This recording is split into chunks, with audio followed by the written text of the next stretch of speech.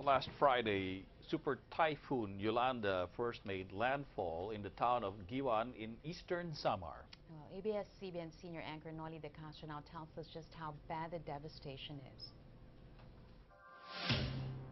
Words are not enough to describe the devastation caused by Super Typhoon Yolanda in the town of Giwan, eastern Samar. The houses wiped out. The monster storm spared no one, not the rich, not the poor. Everywhere you turn, you see traces of destruction. Wood is scattered on the ground, trees uprooted, electric posts toppled, and walls that collapse. The stores and markets are no more. Even buildings and classrooms in the 10-hectare lot of the Eastern Samar State University crumbled. Paano evacuate? Yung mga evacuees nagpunta dito. Nang kalakasan ng hangin, lumabas sila kasi wala na yung ate. Babagsak yung iba na. Nabagsakan. Oo. Babagsak yung na. iba na ano ng mga yero. Ngayon ang enrollees namin 1,800 pero malabong pumasok pa sila kasi yung iba pupunta na lang daw sila ng Maynila para magtrabaho kasi mamamatay sila sa gutom dito.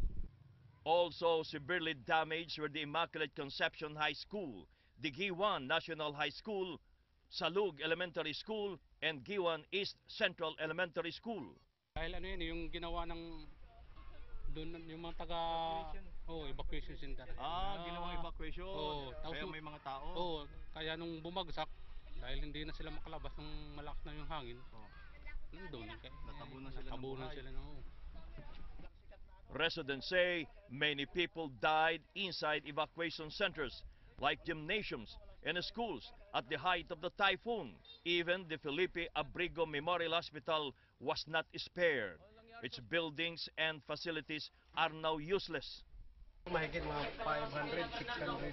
500, 600. Sugatan. Pero nagawa na. Nagawa na yan, pero magde-dressing pa kami.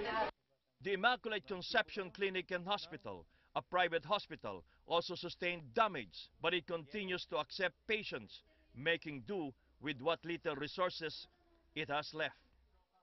So kahit wala na pong room at medicine, how about medicine? Supplies? Meron. Meron naman. Pero limited. Limited. Wala si Lord. Ano nangyari ba dyan? Ang nanonood po ng bagyo po. Tinamaan ang? Ang yero po. Yero? Ano nangyari? Ano siya nang nabagsakan ng pader tapos mayroon na siyang diabetes tapos na putol na bagsakan niya. The 400-year-old Immaculate Conception Parish Church also took a hit. Looking at the situation now, I don't know, basta napakatindi ang nasira ng typhoon. Looking at the area, one would think Barangay Hollywood is a junk shop. Even businesses are having a hard time picking up. Rogelio Odebella says there's hardly anything left in his hardware store. Kung pwede, pansinin kami ng pamahalaan dito, yung mga tao dito sa Giwan. Kasi kailangan namin yung pagkain, gamot. At the center of Giwan is a gasoline station where people are lining up to buy fuel, which is now in limited stock. Yung dating supply pa namin yan dito. Kaya inaanuhan namin nagto 200 pesos lang para makakape naman namin. 200 pesos Per person. lamang ang pwede nilang bilhin. So pag naubos na, Wala na. Stop na. There is also a long line for the use of a satellite phone owned by a private individual.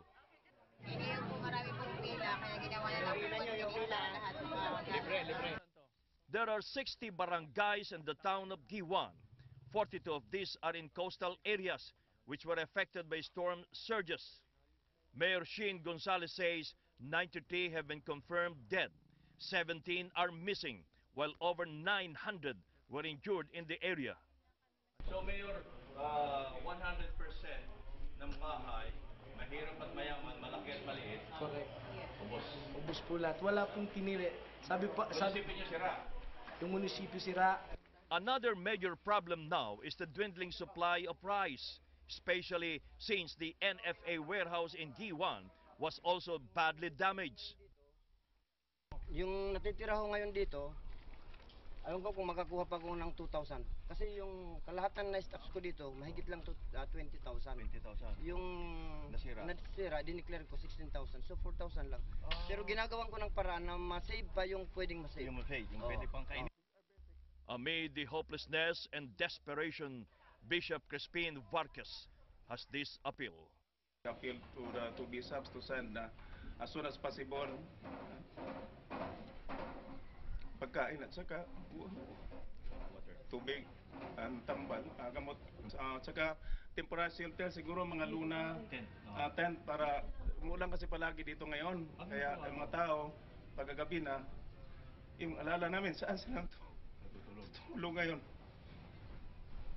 Ng bahay. Noli De Castro, ABS-CBN News, Giwan, Eastern Samar.